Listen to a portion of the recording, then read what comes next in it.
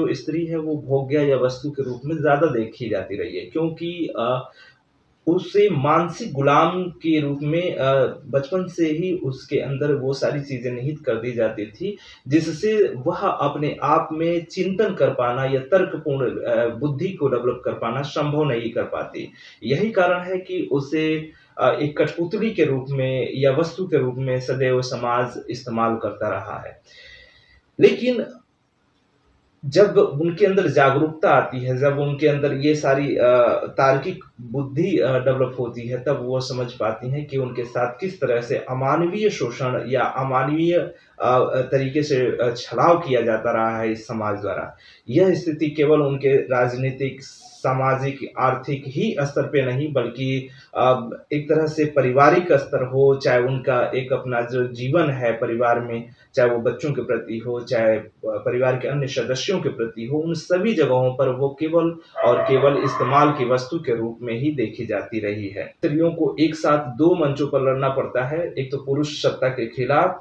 जिसने लिंग के आधार पर स्त्रियों को 2वें दर्जे का स्थान प्रदान किया, और दूसरा पूंजीवादी संस्कृति के खिलाफ, जो स्त्रियों को निकृष्ट कोटि का तो मानता ही है, साथ ही निर्जीव वस्तु के रूप में उसे तब्दील कर उसे शोषित भी करता रहा है। यानी दो तरीके से स्त्रियों को अपनी लड़ाई लड़नी पड़ती है। एक तो लिंग भेद के आधार पर, जहाँ पर स्त्री पुरुष के बीच जो अंतर को बताने की कोशिश की जाती है और उस अंतर को ध्यान में रखते हुए उसे सदैव छलने की कोशिश की जाती रही है। दूसरी चीज़ है कि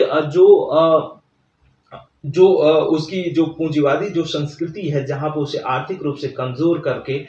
उसे निम्न कोटि का स्थापित करते हुए उसे निर्जीव वस्तु के रूप में केवल देखा जाता है, भोग्य के रूप में देखा जाता रहा है, काम वस्तु के रूप में देखा जाता रहा है। तो इस तरह की लड़ाई लड़ते हुए